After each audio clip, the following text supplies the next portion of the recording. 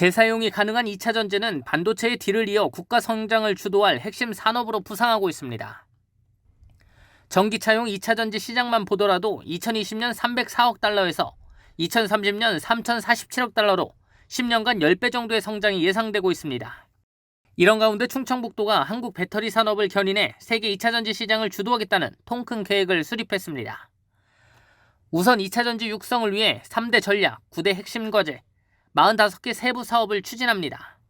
특히 기술 개발과 상용화를 지원하기 위한 다양한 인프라 구축에 초점을 맞췄습니다.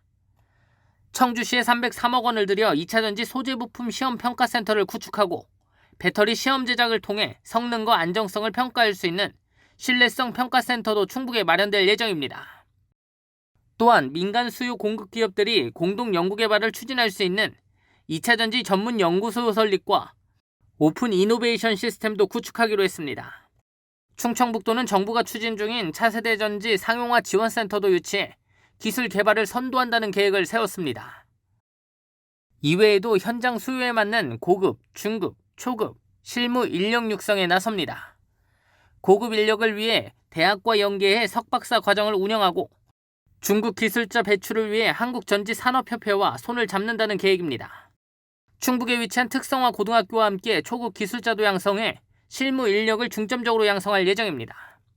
충청북도는 모든 사업이 자리를 잡을 경우 충북이 K배터리의 심장이 될 것이라며 막바지까지 최선을 다하겠다고 밝혔습니다. CBI-TV 신국진입니다. 충북도가 도청 대회의실에서 도내 주요 경제기관 단체가 참여하는 목요경제회의를 열었습니다. 이시종 지사의 주재로 진행된 이날 회의에서는 2027 하계 유니버시아드 충청권 유치 대국민 홍보를 위한 추진 방안을 논의했습니다.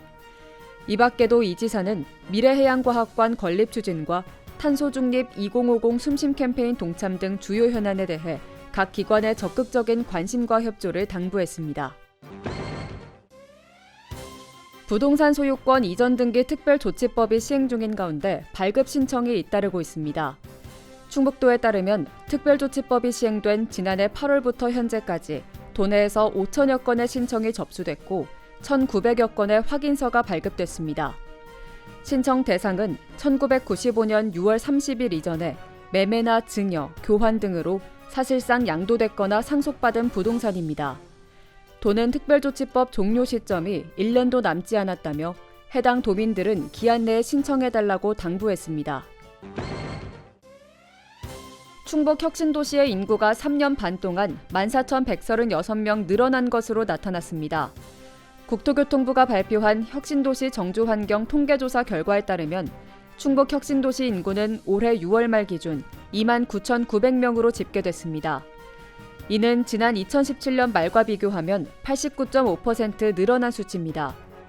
특히 혁신도시 조성 초기에 비해 정주 여건이 점차 개선되면서 공공기관 직원들의 가족 동반 이주율이 같은 기간 15.8%포인트 증가한 것으로 나타났습니다. 알림마당입니다. 옥천 지역의 결식아동 급식 단가가 다음 달부터 끼니당 1,000원이 인상됩니다. 옥천구는 보건복지부 급식비 권고 기준에 맞춰 결식아동 급식비를 한 끼 5,000원에서 6,000원으로 올리고 지원 대상 아동에게 지역 상품권이나 단체 급식 방식으로 지급할 예정입니다.